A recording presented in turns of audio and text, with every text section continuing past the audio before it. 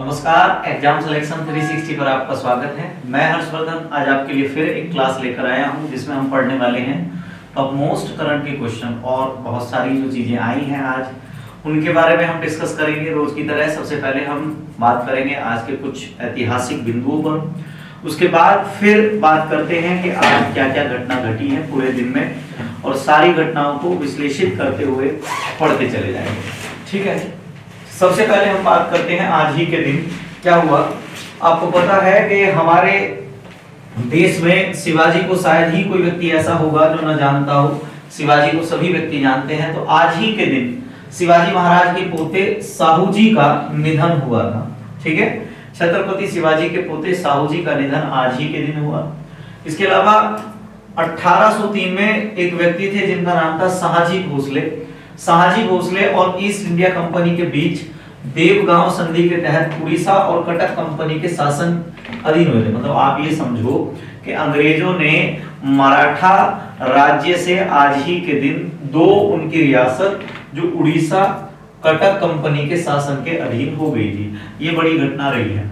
इसके अलावा बात करें तो 1991 में मशहूर फिल्म निर्माता जिनका नाम था सत्यजीत रे को सिनेमा की दुनिया में उनके योगदान के लिए स्पेशल ऑस्कर सम्मान दिया गया था। ठीक है, ध्यान रखना, भारत में अभी तक केवल एक व्यक्ति ऐसा हुआ है जिसको स्पेशल ऑस्कर सम्मान दिया गया है, वो है सत्यजीत रे। चलो भाई बात करते हैं पहले क्वेश्चन। पहला क्वेश्चन बहुत चर्चा में चल ही रहा है क्योंकि आपको पता है कि 12 साल में एक बार एक मेला लगता है जिसका नाम है कुंभ मेला। और कुंभ मेला भारत के अलग अलग 4 राज्यों में लगता है। विश्लेषण से बात करेंगे। पहले बात करते हैं कुंभ मेले से क्वेश्चन क्या है। कुंभ मेले से क्वेश्चन ये है कि महाकुंभ मेला 2025 के दौरान श्रद्धालुओं की सहायता के लिए प्रधानमंत्री द्वारा लॉन्च किए गए चैटबॉट का नाम क्या है। अगर बात करें तो इसका नाम है कुंभ सहायक। नाम क्या है इसका? कुंभ सहायक। दरअसल जनवरी से फरवरी के लास्ट तक एक मेला चलने वाला है कुंभ मेला। कुंभ मेले में सरकार का आंकड़ा ये है कि यहाँ पर 10 करोड़ लोग पहुंच सकते हैं। अब 10 करोड़ लोग एक महीने के अंदर अंदर अगर किसी शहर में जाएंगे तो संभावना ये रहेगी कि कहीं ना कहीं जो है व्यवस्थाओं को बनाने में बड़ी क्रिटिकल कंडीशन होने वाली है। जितने भी पुलिस महकमे के जितने भी अधिकारी हैं, जितने भी कर्मचारी हैं, सभी की छुट्टियां रद्द कर दी गई हैं। अब हम बात करें तो प्रधानमंत्री ने कुंभ सहायक 2025 के लिए चैटबॉट लॉन्च कर दिया। इसमें क्या होगा कि आप सपोज करो कि त्रिवेणी घाट पर हो और त्रिवेणी घाट से आपको जाना है कहां पर? प्रयागराज रेलवे स्टेशन पर, और आप जो है भटक चुके हो रास्ता। तो आप अगर इस चैटबॉट में रास्ते की डिमांड करोगे तो आपका वॉइस मैसेज जो है हेड ऑफिस को चला जाएगा। हेड ऑफिस आपके पास एक लिंक भेजेगा और आप उसको क्लिक करोगे तो आपके सामने उस समस्या का समाधान होगा। इस तरीके से ये चैटबॉट काम करने वाला है। जितने भी यहाँ पर भक्त आएंगे उनके अनुभव को बेहतर बनाने के लिए भारत की संस्कृति और प्रौद्योगिकी का मिश्रण जो है ये सबके सामने रखा जाएगा। इसमें मैंने आपको कल बताया भी था कि कल 5500 करोड़ रुपए की, ये ध्यान रखना, कल 5500 करोड़ रुपए की धनराशि से प्रधानमंत्री ने वहां की कुछ योजनाएं जो अधूरी रह गई थी उनको पूरा करने का निर्णय लिया था और बोला था कि जितने भी जो कार्य है वो 1 महीने से पहले पूरे हो जाने चाहिए। टारगेट दिया है कि 30 दिसंबर से पहले पूरे जो बचे हुए कार्य हैं उनको कर लिया जाए। इसके अलावा अगर बात करें कि इसका उद्देश्य क्या है, उद्देश्य ये है कि मेगा इवेंट के दौरान जो लाखों उपस्थिति होगी उनका मार्गदर्शन, अपडेट, ये सारी चीजें मैं आपको बता चुका हूं। तो इसमें आपको ध्यान रखना है कि विश्व का सबसे बड़ा मेला जो है वो कौन सा है। तो विश्व का सबसे बड़ा मेला कुंभ मेला है। बात करें कुंभ मेले की तो कुंभ मेला भारत में 4 जगहों पर लगता है। कल भी बताया था मैंने, आपको फिर बता रहा हूँ। एक लगता है उत्तराखंड में, दूसरा लगता है यूपी में, तीसरा लगता है बिहार, तीसरा लगता है मध्य प्रदेश में और एक लगता है महाराष्ट्र में। आपको मैं बता दूं तो भारत में 2 जगह ऐसी हैं, उत्तराखंड और उत्तर प्रदेश, जहां पर कुंभ के साथ साथ अर्ध कुंभ भी लगता है। कई बार ये पूछा जाएगा कि उत्तराखंड में कौन सी नदी है, तो उत्तराखंड में गंगा नदी के किनारे पर ये मेला लगेगा। इसके अलावा एमपी की अगर बात करेंगे तो एमपी में एक नदी होगी जिसका नाम होगा छिप्रा नदी पर कुंभ का मेला लगेगा। यहाँ महाराष्ट्र की अगर बात करें तो महाराष्ट्र में एक नदी होती है जिसका नाम होगा गोदावरी। इसके अलावा और बात करेंगे तो यूपी में जो मेला लगेगा ये लगेगा त्रिवेणी संगम पर। कहां पर लगता है? त्रिवेणी संगम पर लगता है। त्रिवेणी संगम में हिंदू धर्म की ये मान्यता है कि यहाँ पर 3 नदियां बहती हैं। एक नदी है गंगा, एक यमुना और एक सरस्वती।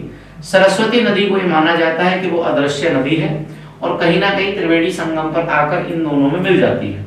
तो ये कहा जाता है कि वो त्रिवेणी संगम पर जो है क्या लगेगा, कुंभ का मेला लगेगा। इसके अलावा भारत का सबसे बड़ा जो नदी का संगम है, उस संगम को ही क्या कहा गया है, प्रयाग। और प्रयाग का जो उत्तर प्रदेश सरकार ने नाम बदलकर क्या कर दिया था, प्रयाग राज कर दिया था। बाकी आपने इतिहास में पढ़ाई है कि प्रयाग प्रशस्ति अभिलेख किस राजा के हैं, वो सारी चीजें आप पहले ही पढ़ चुके हैं इतिहास में। ठीक है भाई।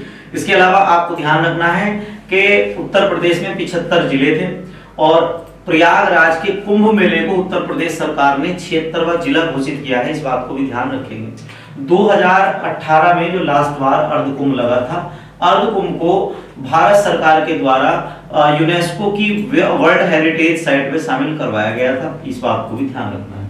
नेक्स्ट क्वेश्चन में बात करते हैं तो हाल ही में 22वां दिव्य कला मेला किस शहर में आयोजित किया गया है। ठीक है, दिव्य कला मेला किस शहर में आयोजित किया गया है, तो ये दिव्य कला मेला भारत के नई दिल्ली शहर में, आपको ध्यान रखना है कौन से, नई दिल्ली शहर में आयोजित किया गया है। मेले अलग अलग तरह से आपके क्वेश्चन आएंगे। जैसे आपसे पूछा जाएगा कि भारत का सबसे बड़ा मेला कौन सा है, मैंने आपको बताया कुंभ मेला।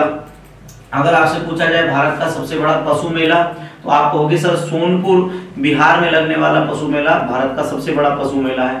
अगर आपसे कहा जाए कि दुनिया में सबसे प्रसिद्ध पशु मेला, तो आप कहेंगे कि दुनिया में सबसे प्रसिद्ध पशु मेले जो लगते हैं वो राजस्थान में लगते हैं। ठीक है, और दुनिया का सबसे महंगा पशु मेला वो राजस्थान के पर्वतसर में लगता है, जहां पर दुनिया के सबसे महंगे पशु आते हैं। और भारत में सबसे ज्यादा पशुओं के मेले अगर आपसे पूछा जाए तो आप बताना कि राजस्थान में सबसे ज्यादा पशुओं के मेले लगेंगे। ठीक है, चलो आपके लिए मैं क्वेश्चन छोड़े जा रहा हूं कि ऊंटों के लिए सबसे प्रसिद्ध मेला जो है वो राजस्थान के किस शहर में लगता है, आप कमेंट करके बताएंगे। फिर मैं आपको आंसर दूंगा कल वाली क्लास में कि किस किस बच्चे ने इसका आंसर बताया। ठीक है, और इसके बाद अगर बात करें कोलकाता, तो कोलकाता में जो है गंगा सागर द्वीप है। ठीक है, कौन सा द्वीप है, गंगा सागर द्वीप। और गंगा सागर द्वीप पर क्या होता है, भारत का दूसरा सबसे बड़ा मेला लगता है, दूसरा सबसे बड़ा मेला लगता है, ये भी आपको ध्यान रखना है। गंगा सागर द्वीप कहाँ है, कोलकाता। कोलकाता के मतलब आप कह सकते हैं बंगाल की खाड़ी और कोलकाता के बीच में, ये बात ध्यान रखनी है। इंदौर में आप कह सकते हैं कि भारत का सबसे साफ सुथरा शहर है। 7 सालों से लगातार जितनी भी रैंकिंग आ रही है उनमें सबसे ज्यादा साफ शहर की रैंकिंग अगर देखा जाए तो कौन सा है, इंदौर। जयपुर के बारे में आपको बताई है कि मार्च 2025 में जयपुर में फिल्म फेस्टिवल का आयोजन किया जाएगा और राजस्थान की सरकार ने उसके लिए 100 करोड़ का बजट अलग से रखा है।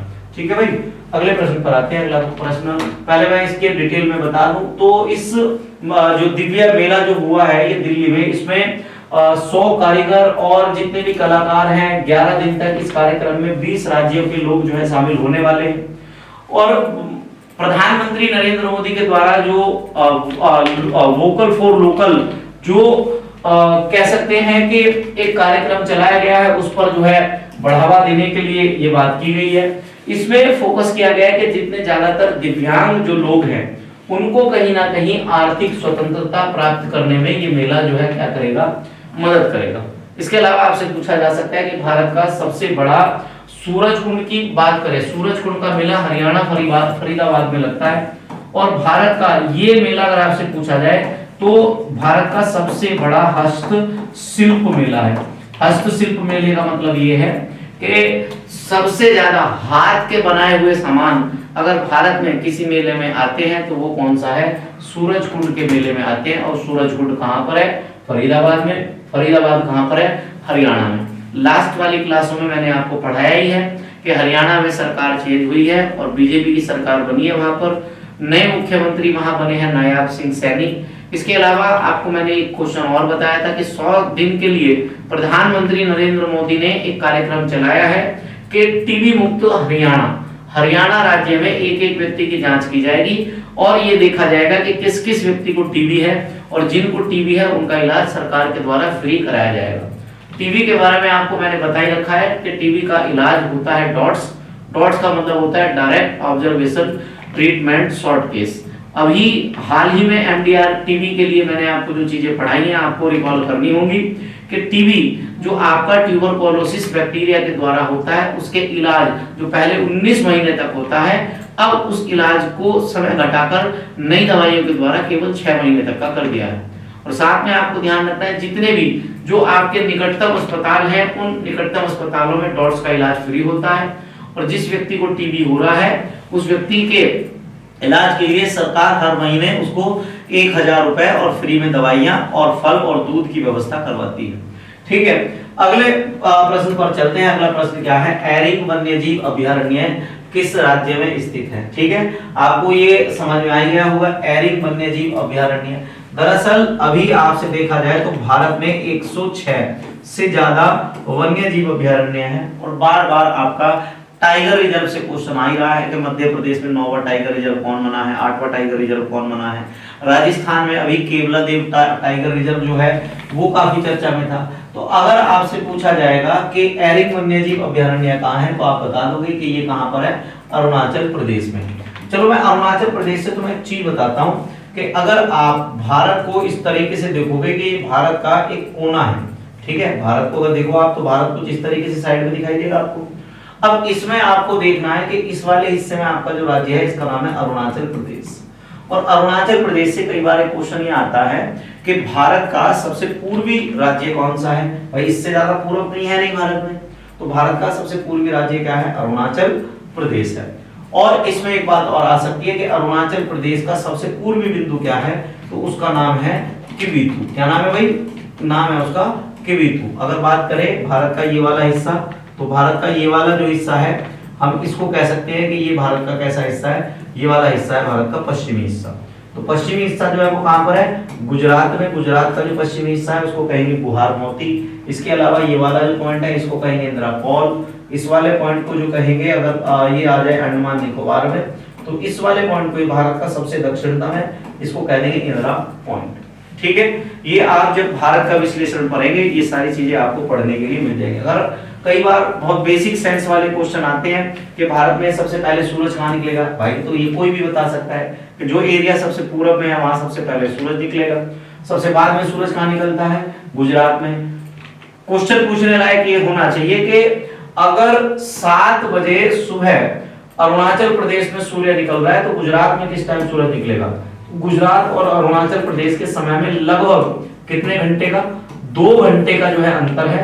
तो अगर यहाँ 7 बजे सूरज निकल रहा है तो यहाँ 9 बजे सूरज निकलेगा। हमारे राज्य में अरुणाचल प्रदेश में आपको ध्यान रखना है लगभग 3 बजे सूरज निकल जाता है, 3:30 बजे। सर्दियों में लगभग 4 बजे और गर्मियों में लगभग 3:30 बजे सूर्य निकल जाता है यहाँ पे। और सबसे लेट जो सूर्य निकलता है वो कहाँ पर निकलता है? गुजरात में। ठीक है भाई, तो एरिंग वन्यजीव अभयारण्य के बारे में बताता हूँ। तो आपको पता है कि सबसे ज्यादा जो गैंडों का संरक्षण किया है वो अरुणाचल प्रदेश और किसने किया है? जो है असम ने किया है। अब इसमें क्या है कि अरुणाचल प्रदेश के पूर्वी सियांग जिले में एक वन्यजीव अभयारण्य है और यहाँ पर गैंडों को फिर से लाने की योजना बनाने के लिए एक बैठक आयोजित की गई। दरअसल अरुणाचल प्रदेश में क्या हो रहा है, गैंडों की संख्या खत्म हो गई थी, तो अब असम में गैंडों की संख्या बढ़ी है। उन गैंडों को अरुणाचल प्रदेश में वापस निर्वासित किया जा रहा है।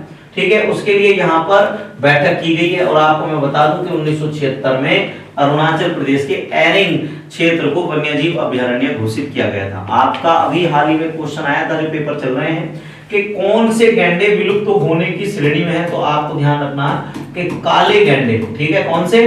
काले गैंडे कैसे विलुप्त होने की श्रेणी में है, ये आपको ध्यान रखना है। काले गैंडे विलुप्त होने की श्रेणी में है। क्लियर है, काले गैंडे विलुप्त होने की श्रेणी में है। सबसे ज्यादा गैंडे कहां पर है?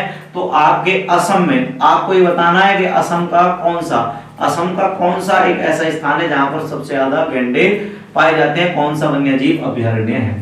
ठीक है भाई, इसके बाद अगले अगर बात करें तो अरुणाचल प्रदेश की जो नदी है जिसका नाम है सियांग, इसको अरुणाचल प्रदेश की जीवन रेखा भी कहा जाता है, यहाँ पर बहती है। और यहाँ पर अभयारण्य के किनारे पर मैदान घास के और टर्मिनेलियन और मायरी योकार्पा और बहुत सारी चीजें बैम्बस सिम्बा जैसे पेड़ हैं। जो भारत की जैव विविधता को लगातार बढ़ा रहे हैं। भारत का सबसे बड़ा वन्य जीव अभयारण्य जो है वो कहां पर है, वो कच्छ के रण में है।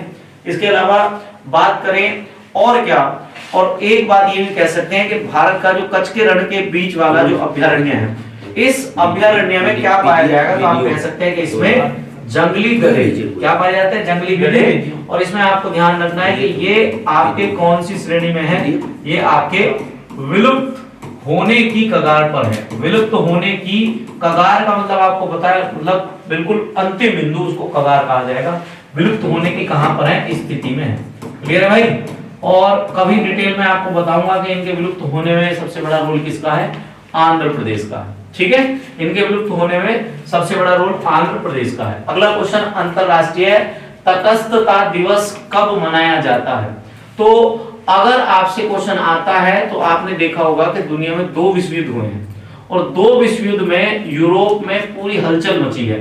तो कौन सा देश है जिसने दुनिया को तटस्थता सिखाई है, उसके बारे में आज हम बात करेंगे। तो पहले आंसर लिखते हैं कि आपका जो 12 दिसंबर को क्या मनाया जाएगा, अंतरराष्ट्रीय तटस्थता दिवस मनाया जाएगा। देखो बात करते हैं तटस्थता का मतलब होता है, आप कई बार हम सामान्य जीवन में शब्द का प्रयोग करते हैं जिसका नाम है न्यूट्रल, उदासीन, कि ना हम किसी एक पक्ष के साथ है ना दूसरे के, हम दोनों से बात करेंगे। अब ऐसी स्थिति में आप देख सकते हैं जैसे भारत इस समय बहुत अच्छी जो न्यूट्रल पॉलिसी है उसको फॉलो करता है। जैसे भारत रूस के साथ भी एक अच्छा संबंध बनाता है और अमेरिका के साथ भी अच्छा संबंध बनाता है। तो भारत कैसा देश है, तटस्थ देश है। और भारत को जो तटस्थता का जो कॉन्सेप्ट दिया था पंडित जवाहरलाल नेहरू ने 1956 में, जब दूसरी पंचवर्षीय योजना शुरू हुई थी, तो उन्होंने अपने वक्तव्य में कहा था कि भारत का अस्तित्व जब तक बना रहेगा जब भारत जो है तटस्थ रहेगा, किसी भी धर्म को लेकर, किसी भी पॉलिसी को लेकर जो इंटरनेशनल चल रही है उसमें। चलो बात करते हैं। तो मैं अभी बात कर रहा था इसके बारे में, स्विट्जरलैंड के बारे में। स्विट्जरलैंड एक आपका ऐसा देश है जो अपनी तटस्थता के लिए जो है प्रसिद्ध है, जिसने दोनों विश्व युद्ध में विनाश से अपने आप को बहुत अच्छी तरीके से बचाया है। क्लियर है मेरे भाई। इसका मतलब ये कि तटस्थता का मतलब मैंने आपको बता ही दिया है। अब बढ़ते हैं अगले क्वेश्चन पर। अगला क्वेश्चन ये है, अभी थोड़े दिन पहले आपने सुना ही होगा कि येलो ईस्ट एक आंदोलन चल रहा था। येलो ईस्ट आंदोलन चल रहा था कहां पर, फ्रांस में। दरअसल फ्रांस एक ऐसा देश है जहां पर पेट्रोल की कीमत, गैस की कीमत अगर बढ़ जाती है तो लोग बहुत बड़ी भरकम विरोध करते हैं। हमारा देश क्या है कि यहाँ पर अगर किसी चीज में महंगाई बढ़ती है तो यहाँ पॉजिटिव व्यू ढूंढने लगते हैं कि साहब ये सरकार इसके लिए कर रही है, प्राइवेटाइजेशन कर रही है, तो उसका भी कोई खास विरोध नहीं करता। पर ये जो डेवलप देश हैं ये क्या करते हैं कि यहाँ पर अगर इस तरह की कोई पॉलिसी लेकर आते हैं तो सब लोग पढ़े लिखे हैं, वो सब धर्म की चीजों से ऊपर उठे हुए हैं। उनको मतलब होता है कि हमें रोजगार चाहिए, हमें अच्छा स्वास्थ्य चाहिए, हमें पढ़ाई चाहिए। तो इसी मामले में उलझे हुए थे फ्रांस के पूर्व राष्ट्रपति। दरअसल अगर बात करें इमैनुअल मैक्रोन, तो ये तो है यहाँ के इस समय राष्ट्रपति। अगर बात करें जॉर्जिया मेलोनी, तो ये जो है इटली की प्रधानमंत्री हैं। ठीक है, इटली के प्रधानमंत्री हैं। और अगर बात करें तो बार्नियर फ्रांसीसी जो है ये यहाँ के पूर्व राष्ट्रपति थे। और वर्तमान में जो नए राष्ट्रपति बने हैं उनका नाम क्या है, उनका नाम है फ्रांसवा बायरो। क्या नाम है भैया, फ्रांसवा बायरो इनका जो है नाम है। आपको ध्यान रखना है कि बर्नियर जो है, आपको मैंने अभी बताया ना, बर्नियर जो है, ये बर्नियर जो है फ्रांस के इतिहास के सबसे कम समय तक प्रधानमंत्री रहे हैं। उनका कारण यही रहा, उन्होंने टैक्स बढ़ाए, लोगों ने उनको पसंद नहीं किया और उन्होंने उनको जो है विरोध के कारण जो है देश से इस्तीफा देना पड़ा। इसके अलावा अगर बात करें तो इस समय फ्रांस से आपको जो ध्यान रखना है, फ्रांस से ध्यान ये रखना है कि 2024 के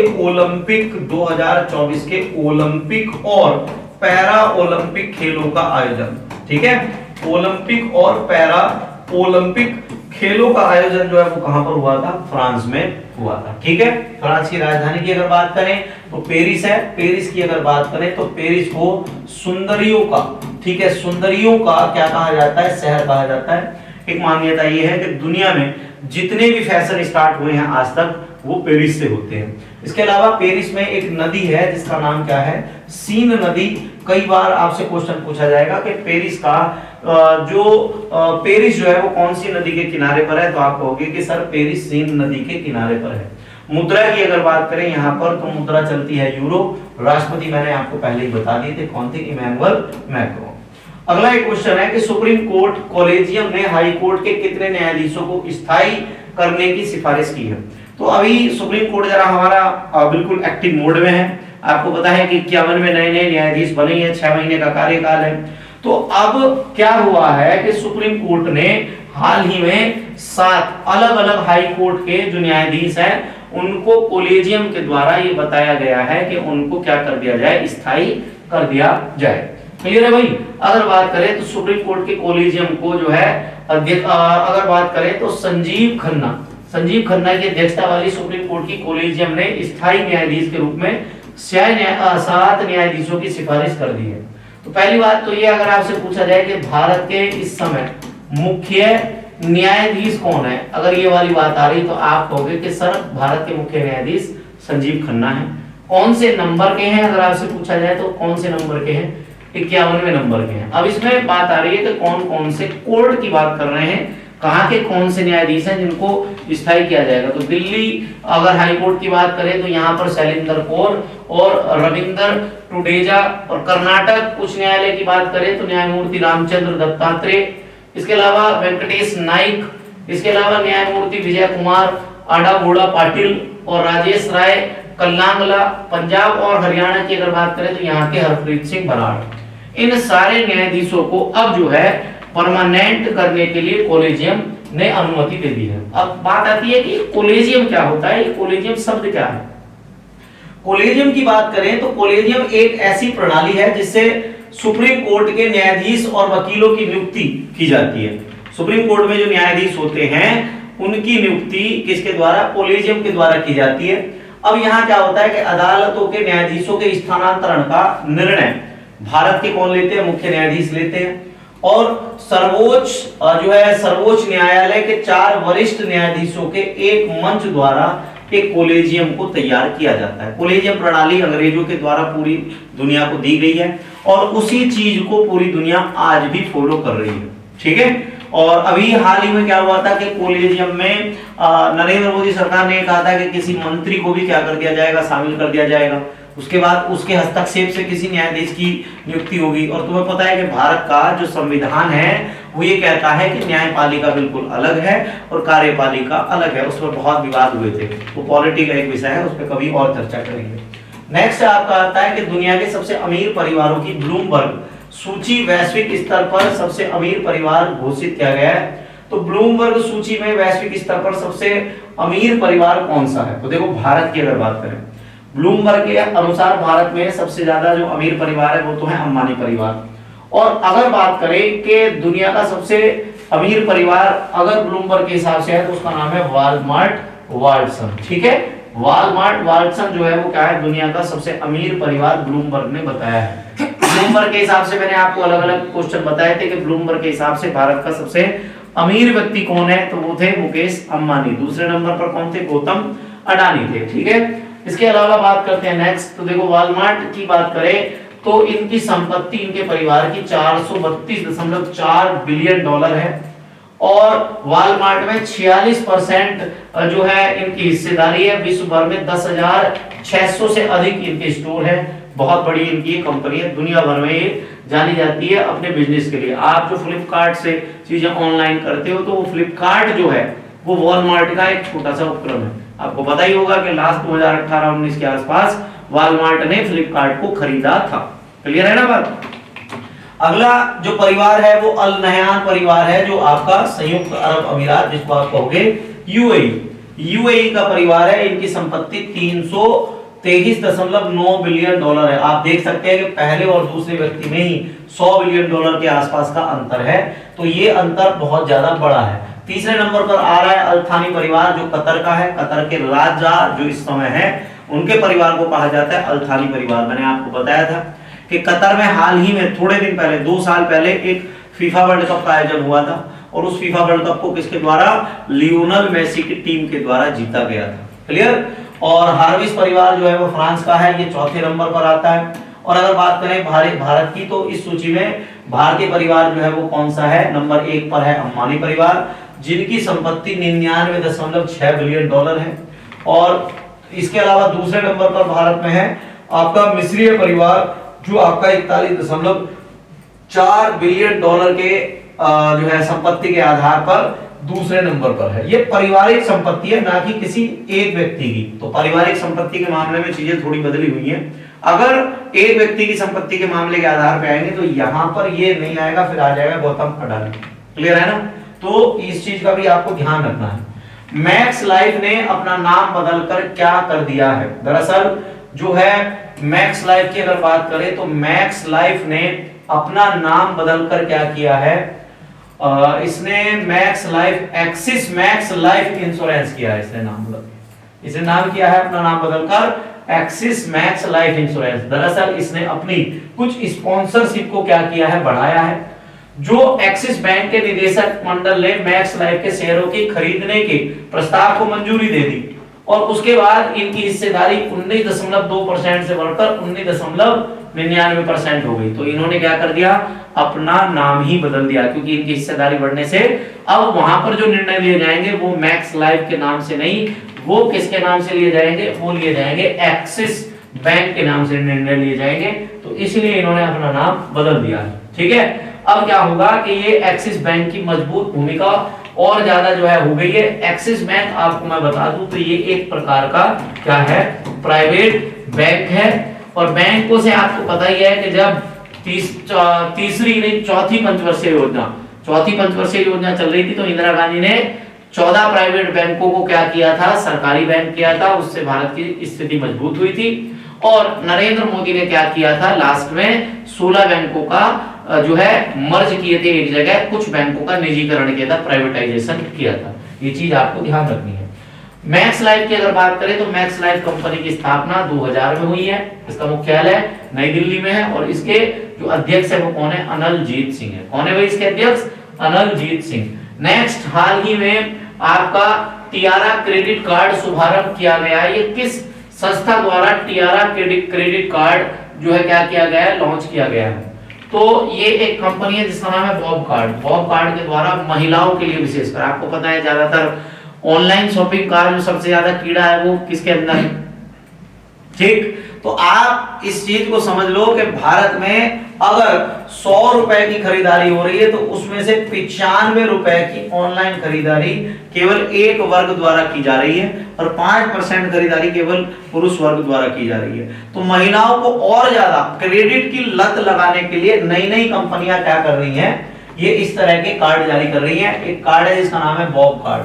ये टियारा एक कंपनी है, इसने ये कहा है कि अगर महिलाएं क्या करेंगी, इसके द्वारा खरीदारी करेंगी तो इनमें पिंक थॉन में अनावरण पहली बार तो ये है इसका किया गया है। दूसरा ये है कि यहाँ पर मिलिंद सोमान और अंकिता कोवर और रविंद्र राय ये इसके कंपनी के ओनर हैं जिनके द्वारा ये जो है लॉन्च किया गया है। इसमें अगर आप क्रेडिट कार्ड लोगे तो आपको क्रेडिट कार्ड लेने का 2499 रुपए चार्ज देना पड़ेगा प्लस जीएसटी, ये अलग होगा। 60 दिन के भीतर आपको 25,000 रुपए जो है खर्च करने ही होंगे। अगर आप 25,000 रुपए खर्च नहीं करोगे तो उन 25,000 पर कुछ इन्होंने एक रूल बनाया है कि वो अलग से जो है छूट नहीं मिलेगी। और अगर कोई व्यक्ति 60 दिन के अंदर अंदर 25,000 रुपए खर्च कर लेता है तो उसके हर खर्चे पर, हर ट्रांजैक्शन पर जो है उनको छूट दी जाएगी।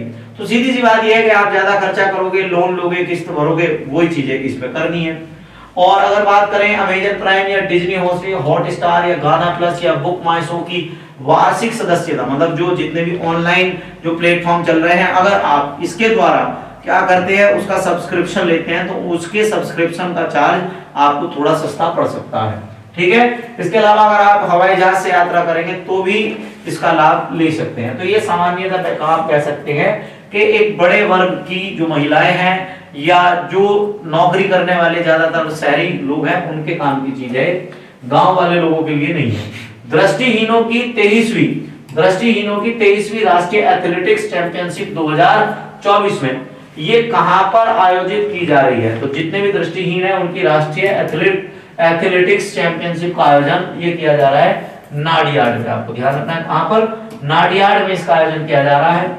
और आपको ये बता दिया जाए कि ये चैंपियनशिप 14 दिसंबर से 16 दिसंबर तक चलेगी। नाडियाड आपको पता ही है कहां पर है, गुजरात में नाडियाड है। और इसमें आप कह सकते हैं कि गुजरात आपका इसमें एक जगह है जिसका नाम है क्या, गिफ्ट सिटी। मैंने आपको बार बार पढ़ाई है कि गिफ्ट सिटी जो है भारत की पहली कैसी सिटी है, ये भारत की सबसे हाईटेक सिटी के रूप में अगर कोई है, या आप कह सकते हैं भारत का सबसे ज्यादा विकसित शहर, वो कौन सा है, गिफ्ट सिटी है।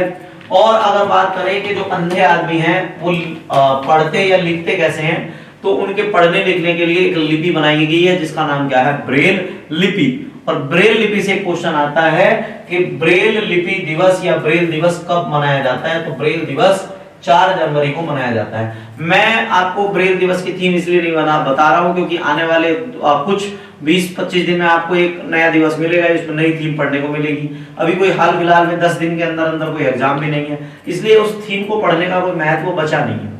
ठीक है, तो आज हमने जो 10 क्वेश्चन पढ़े हैं उसके आसपास की जो चीजें पढ़ी है आपने उनको सुना होगा, समझा होगा। रोज की तरह मैंने आपको काफी सारी चीजें स्टैटिक की अलग से बताई है। आप जुड़े रहिए, लाइक सब्सक्राइब शेयर करते रहिए, अच्छी और जो है जानकारी हम आपके सामने लाते रहेंगे। धन्यवाद।